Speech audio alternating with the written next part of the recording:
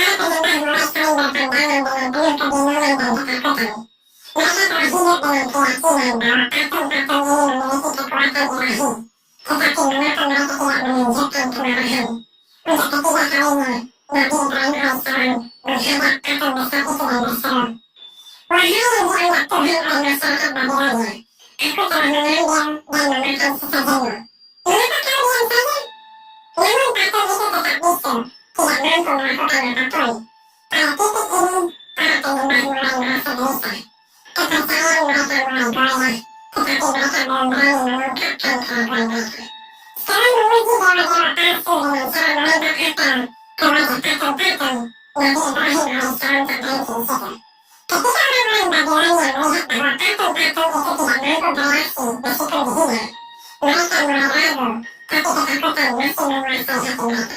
Nabi Ibrahim alaihissalam tidak terhenti hanya dengan tindakan tersebut. Ia berkata kepada masyarakat Madiannya, "Wahai Tuhan-Tuhan yang kalian sembah, kalian tidak layak disembah jika hanya Dia tak menolong. Tuhan sejati adalah Allah Subhanahu wa Ta'ala yang menciptakan langit dan bumi." Dengan kata-kata itu, Nabi Ibrahim alaihissalam mulai merencanakan tindakan lebih besar untuk membalaskan cacian mereka. Setelah meninggalkan Kuil, Nabi Ibrahim alaihissalam kembali dengan membawa sebuah tanda besar. Malam itu, saat Kuil sepi dan hanya dijaga oleh seorang penjaga, Nabi Ibrahim alaihissalam menghancurkan patung-patung kecil satu persatu.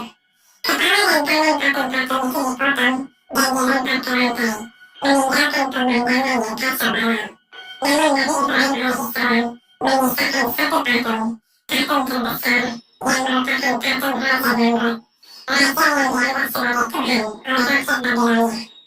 Dengan cerdik, Nabi Ibrahim alaihissalam menaruh tempatnya di tangan patung Raja Namrud, seolah-olah patung itu yang bertanggung jawab atas kehancuran patung-patung lainnya. Setelah menyelesaikan tindakannya, Nabi Ibrahim alaihissalam akhirnya dengan meninggalkan Kuil. Keesokan paginya, masyarakat Babilonia datang ke Kuil untuk beribadah seperti biasa.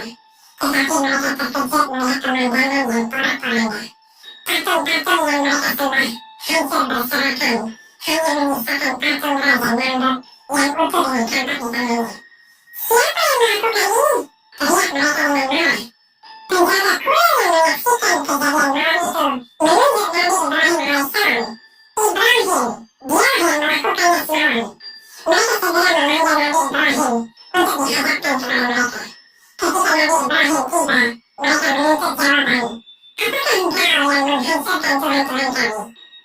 Dengan tenang, Nabi Ibrahim alaihissalam menjawab, "Lihatlah siapa yang menerbangkan partikel.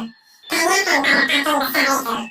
Mungkin dia yang menghancurkan patung-patung lain. Kalau dia bisa berbicara, tentu dia akan menjawab."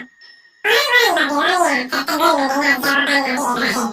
Beberapa mulai berpikir bahwa mungkin dengan benar patung-patung ini hanyalah buatan manusia yang tidak bisa apa-apa. Namun, sebagian lain tetap terjebak dalam keyakinan mereka dan merasa terhina. Meski ada keraguan di antara sebagian masyarakat Babilonia, beberapa orang yang bersikeras sekarang memutuskan untuk melapor kepada raja mereka, Raja Namrud. Mereka merasa bahwa tindakan Nabi Ibrahim adalah kezinan besar dan harus dihukum. Mereka mendatangi istana dan memberitahu Raja Namrud tentang apa yang dilakukan Nabi Ibrahim di Kuil. Raja Namrud, yang selama ini dianggap sebagai Tuhan oleh rakyatnya, merasa terancam. Ia tahu bahwa tindakan Nabi Ibrahim adalah ancaman langsung terhadap kekuasaannya dan otoritasnya sebagai dewa di Babilonia. Tanpa ragu, ia memerintahkan agar Nabi Ibrahim alaihissalam dibawa ke istananya untuk diadili. Nabi Ibrahim alaihissalam yang sudah siap menghadapi konsekuensi dari tindakannya, berkata kepada para utusan Raja Namrud, "Tidak perlu kalian melapor kepada rajamu, aku akan datang sendiri ke istana." Pagi itu Nabi Ibrahim dengan penuh keberanian berjalan menuju istana Raja Namrud. Tempat raja duduk di sebelah kanannya, dikelilingi oleh rakyat yang selalu menyembahnya dan memohon bantuan darinya.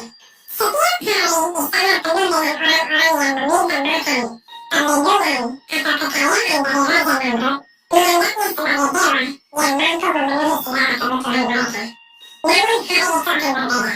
Nabi Ibrahim alaihissalam datang bukan untuk memohon, melainkan untuk menghadapi Raja Namrud dengan kebenaran yang hakiki. Ketika dia tiba di hadapan Raja Namrud, semua mereka terkejut olehnya. Ada ketegangan yang damai saat Nabi Ibrahim alaihissalam berdiri tegak di depan raja yang mengklaim dirinya sebagai Tuhan. Raja Namrud menatap Nabi Ibrahim dengan tajam dan berkata, "Siapakah yang berani menghina Tuhan-Tuhan kami dan menantangku di hadapan Allahku?" Nabi Ibrahim alaihissalam dengan tegas menjawab, "Aku adalah utusan Allah Subhanahu wa Ta'ala, Tuhan yang menciptakan langit dan bumi. Aku datang untuk menunjukkan kepada kalian bahwa apa yang kalian sembah hanyalah patung-patung terbengkalai. Tuhan kalian, termasuk dirimu, Namrud, tidak layak disembah." Suasana awal menjadi tegang. Para hadirin terdiam mendengar Nabi Ibrahim berbicara dengan keberanian yang belum pernah terlihat sebelumnya. Raja Namrud meskipun tersinggung menahan emosinya. Dia tahu bahwa jika dia menunjukkan kelemahan, pribadinya sebagai Tuhan akan runtuh di depan rakyatnya. maka dengan sambangnya dia menjawab, kalau bilang Tuhanmu bisa menghidupkan dan mematikan, aku juga bisa melakukannya. Nabi Ibrahim alaihissalam menantang Raja Namrud, buktikanlah jika kalian bisa. Raja Namrud kemudian memerintahkan 2 orang prajuritnya untuk menangkap 2 laki-laki yang kebetulan melintas di rumah istana. Di hadapan semua orang, Raja Namrud membunuh salah satu dari mereka dan membiarkan yang lainnya pergi sambil berkata dengan angkuh, "Lihat, aku membunuh satu dan membiarkan yang lain hidup. Aku juga bisa mematikan dan menghidupkan."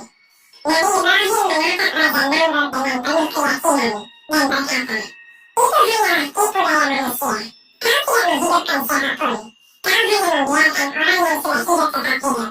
Namun Allah Subhanahu wa Ta'ala, Tuhan yang sebenarnya adalah yang menghidupkan dan mematikan dengan kuasanya." Melihat Raja Namrud bersikap tahan dengan agungannya, Nabi Ibrahim memberikan tantangan lain yang tidak bisa dibantah. Setiap hari Tuhanku Allah Subhanahu wa Ta'ala menerbitkan matahari dari timur dan menenggelamkan di barat. Jika engkau benar-benar Tuhan, pindahkanlah matahari dari barat ke timur. Semua orang di Allah tetap diam. Raja Namrud tertegun tak mampu membalas.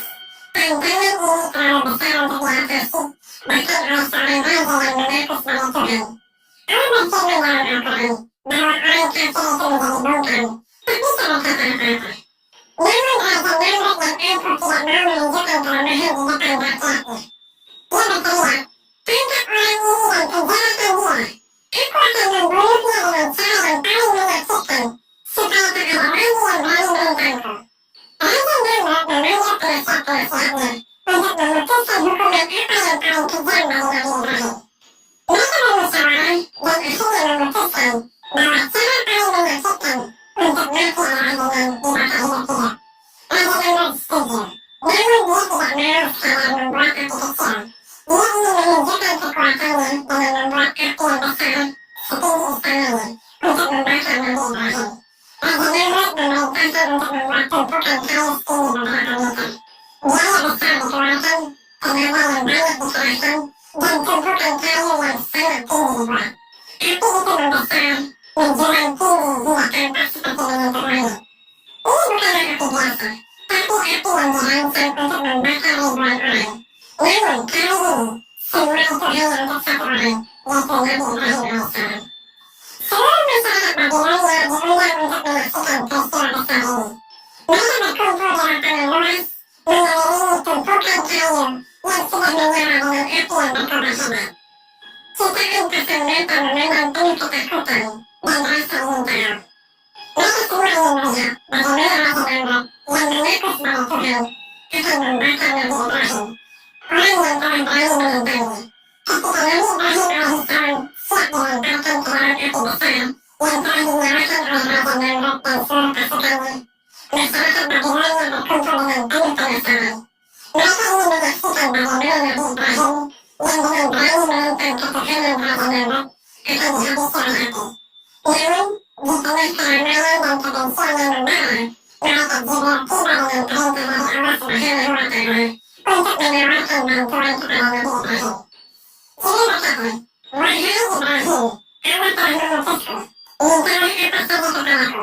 Jika kau ingin aku bisa menenangkan api ini atau membunuh Raja Namrud sekarang juga. Apa yang kau inginkan?" Nabi Ibrahim dengan keyakinan penuh kepada Allah Subhanahu wa Ta'ala menjawab dengan tenang, "Kepada engkau wahai malaikat Jibril, aku tidak butuh apa-apa. Tapi kepada Allah Subhanahu wa Ta'ala aku akan meminta." Begitu keyakinan Nabi Ibrahim alaihissalam yang tak terkalahkan. Mestinya tahu api besar sedang menantinya. Dia hanya mengandalkan Allah Subhanahu wa Ta'ala semata. Bahkan Allah Subhanahu wa Ta'ala memuji Nabi Ibrahim alaihissalam dalam Al-Quran. Sesungguhnya Ibrahim adalah seorang umat yang taat kepada Allah. Karena kekuatan imannya begitu besar, seolah-olah ia sendiri setara dengan umat yang taat. Ketika Ibrahim dilempar ke dalam api, dia memanjatkan doa yang penuh keyakinan. "Ya Allah, Engkaulah yang aku imani, meski tak kasat mata. Aku yakin Engkau yang menciptakan segalanya, termasuk api ini. Jadikanlah api ini dingin dan keselamatan bagiku." Allah Subhanahu wa Ta'ala pun memberikan perintah melalui, "Wahai api, jadilah dingin dan keselamatan bagi Ibrahim." Begitu Nabi Ibrahim tengkorak itu, bukannya merasakan panas membara. Dia meraba awal bantalan sejuk dan aman saat sedang duduk di halaman rumah. Ia bahkan melihat makanan dan suasana warna di sekitarnya. Orang-orang yang menyaksikan dari luar tengkor tidak mendengar jeritan atau tangisan kesakitan dari bagian akhir. Mereka terdiam di kehalaman. Raja Nanda yang penuh dendam berusaha menenangkan rakyatnya dengan berkata, Ibrahim sudah musnah, pertama kecil hati dari kekuatanku. Namun Nabi Ibrahim masih bergerak di dalam api sesuai instruksi malaikat Jibril. Gerakan sederhana dari Nabi Ibrahim ini membuat Raja Nanda dan rakyat bagi lainnya terdiam. Tidak mungkin manusia sekuat apapun tidak menjerit atau terbakar habis di dalam api sebesar itu. Untuk memastikan kematian Nabi Ibrahim alaihissalam, Raja Nanda memerintahkan agar api tetap menyala selama 3 hari. Selama 3 hari penuh, tengku raksasa itu terus dijaga oleh pasukan awaknya. Memastikan jika Nabi Ibrahim bisa melarikan diri, mereka akan membawanya kembali ke dalam api. Keyakinan Raja Nanda bahwa tidak ada yang bisa bertahan hidup di dalam api sebesar itu semakin memperkuat Ibrahim sebagai Tuhan yang tak terkalahkan. Namun setelah 3 hari berlalu, api akhirnya dipadamkan. Raja Nanda memerintahkan seluruh rakyat bagiannya untuk berkumpul kembali bersiap melihat debu Nabi Ibrahim yang dianggap sudah pasti musnah.